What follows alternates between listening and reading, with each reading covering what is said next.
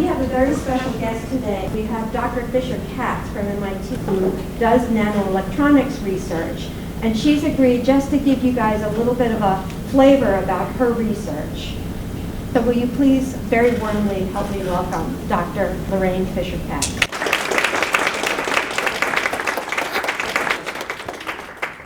So I'm here to talk to you today about a very important topic that affects all of us. Nanoelectronics research initiatives in the CMOS. Oh, wait. So this is not the right. Sorry, I'm very sorry. This really never happened. So let me. I thought we went. Okay, sorry. I'm sorry. This just really never happened. So let me just. All right, here we go.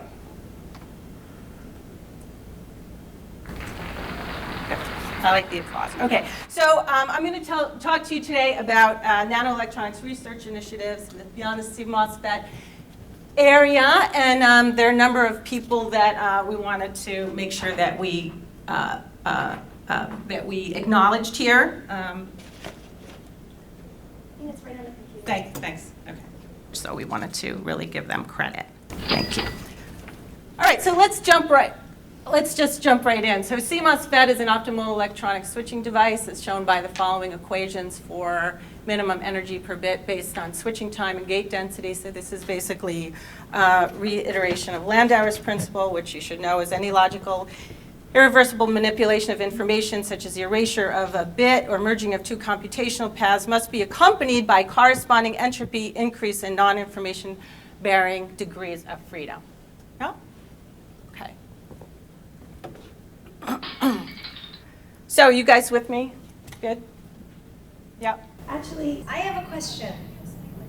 Can you please explain what MOSFET stands for? Are you serious? I'm sorry. Okay, so if you don't know what that is, you probably shouldn't be here. But we can talk about it afterwards. So if anybody has that confusion, we can really talk about that later. But I really don't want to take the time to get into those kind of basics right now, okay? All right, thanks. Because otherwise we won't really get through. Okay, so let's get into the nitty-gritty here. MOSFETs suffer from very fundamental and unavoidable limitations. At room temperature, the subthreshold swing in a MOSFET is limited to 60 millivolts per dec. And even if these other solutions are successfully implemented, the resultant device still functions based on the same physics. Okay, so basically I think you get the gist of this, and we will move on. Phone here. Oh, here we go. Okay, so consumer demand, right? Consumer demand. If we do not figure out how to overcome these limitations, how are we going to get our devices smaller, better, to make the next... Oh, wait, I'm not going to believe this. So sorry. Sorry, it's important.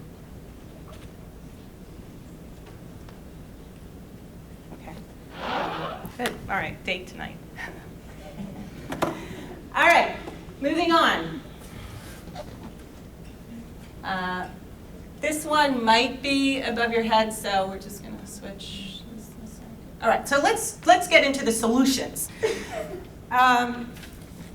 We've identified the problem, right? We've identified the problem with existing technologies and understand how emerging technologies and nano devices need to fill that void. Let's look at some of the solutions that are coming down the pipeline. I'm really pleased how this particular graph came out because we've got lots of information that I can fit into one. So we've got switching time here. This is size, switching time, and cost. Keep in mind these are all on a log scale and energy densities, so that's how these are represented. So color is representing energy density. So the solution, we've got quantum solutions, we have plastics, biologically inspired, and molecular.